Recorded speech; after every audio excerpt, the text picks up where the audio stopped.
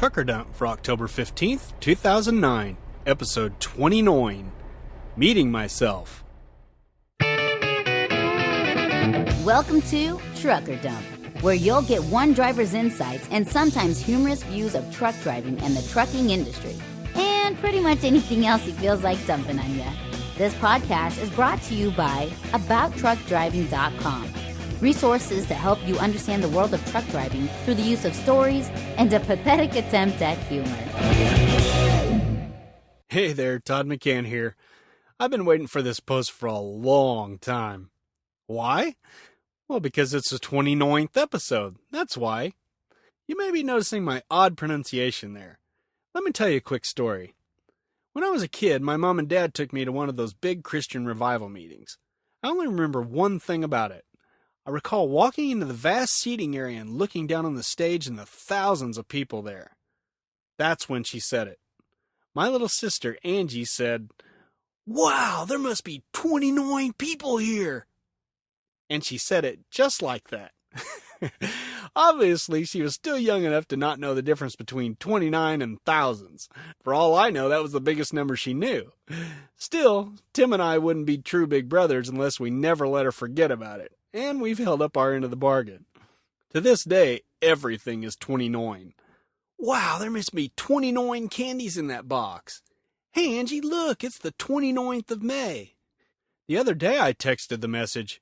I had to pull over on exit 29 for a few minutes. Just thought you should know. You can imagine what her 29th birthday was like. That's one woman who won't stop counting on her 29th birthday. She takes it all with a lot of laughs. She's just cool like that. Yeah, I taught her well. Anywho, on to today's post, which was one of the weirdest situations I've ever been in.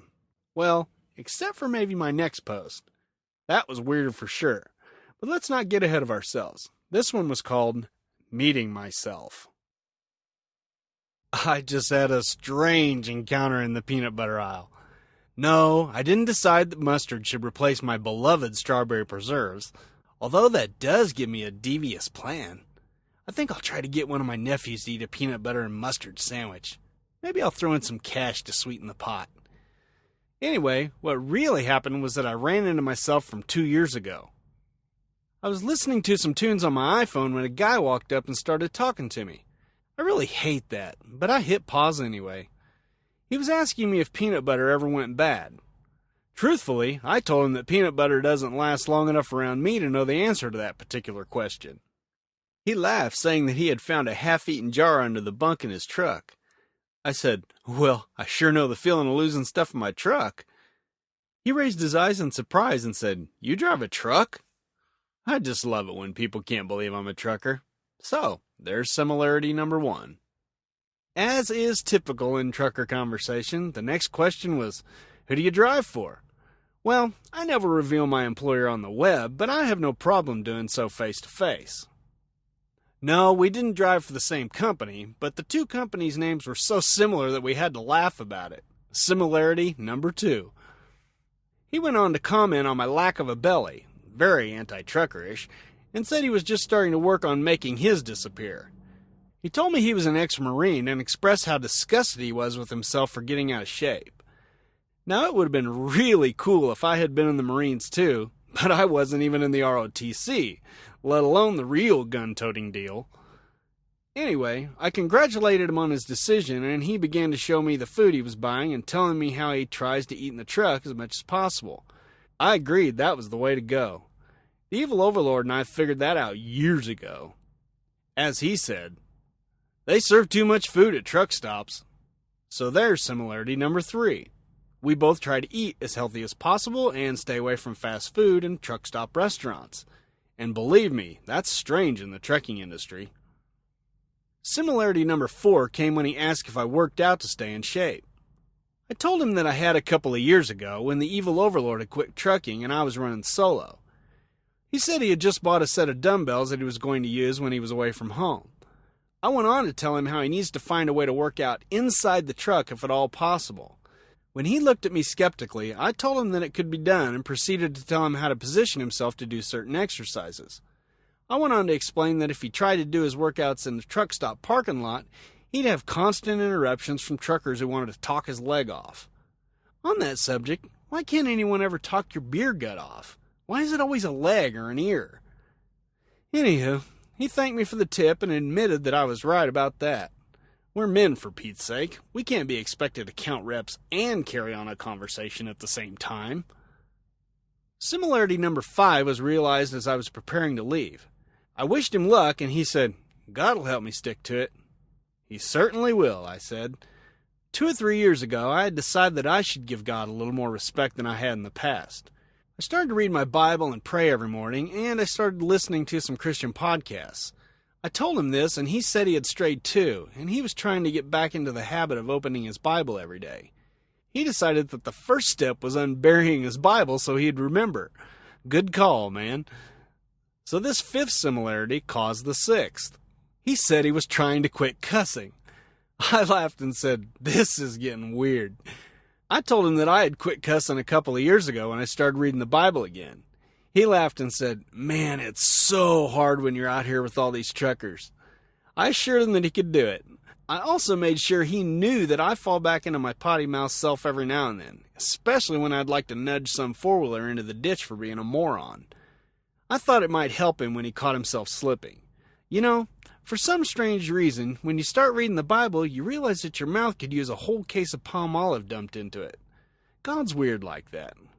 As for the 7th and final similarity, well, some things are just hard to believe. As the conversation wound down, he stuck out his hand and said, "Man, it was nice to talk to someone who's been through all this recently. I didn't catch your name." As I stretched up my arm, I replied, "Todd." His hand stopped in midair. Through squinted eyes, he said, "Seriously?" I grinned and said, "Don't tell me your name is Todd." It was.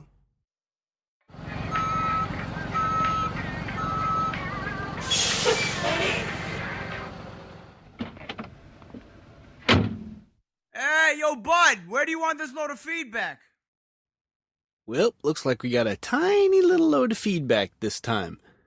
This was the one called "Please, oh please give me the bypass." It was basically about getting your weight distributed evenly on your trailer and how to slide your tandems and everything.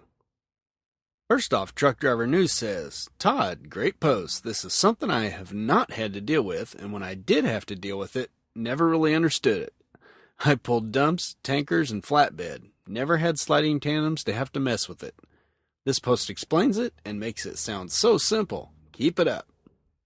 Well, Jason, glad I could keep it simple enough to understand for you. Quite frankly, I don't have the brains to get all technical on everyone. I just call them as I see them. And like I said, it's quick today. Only one more. Christy Coupler says, "I thought that this was very well written and very informative.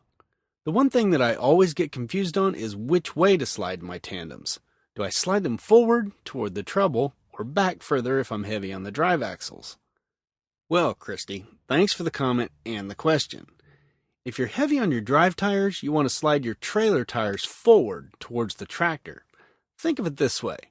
Forget the tractor and the drive axles for a bit. I look at the trailer like a giant seesaw, where the trailer tandems are the pivot point. If the trailer tires could be in the middle, the weight on both ends would be the same. That is, if the load was equally balanced. Move the trailer tires all the way to one side, and all the weight shifts to the other side. Now for a real example, what would happen if the trailer tires were slid all the way to the rear?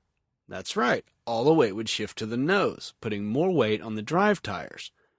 I tried to think of a catchy phrase that would help. Assuming you're looking at it from the driver's side, here's the best I can muster. Trailer tandems light, move the load right. Hope that helps. And you know what? For everyone else, as I mentioned on last week's podcast, there is a handy-dandy little PDF document. It's free on my website, abouttruckdriving.com. Click on the free stuff link and find it, download it. Like I say, it's free. It'll help all drivers who ever have any questions about sliding your fifth wheel or your tandems. There will also be a link to that free stuff page in the show notes. Well, that was quick and painless today, wasn't it? So, you got any questions? You got any concerns? Write in and tell me about them. And here's how you can do that.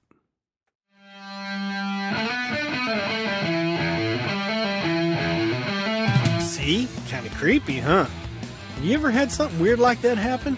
Tell us about it by heading on over to abouttruckdriving.com, typing TD029 into the Little Sister Certified search bar, and leaving a comment.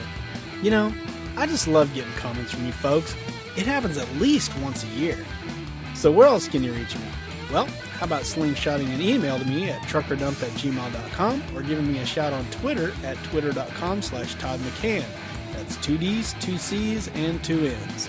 And what's that? Oh, it's an iTunes review screaming at you. Well, thanks for listening again. So until next time, drive safe and stay out of my way.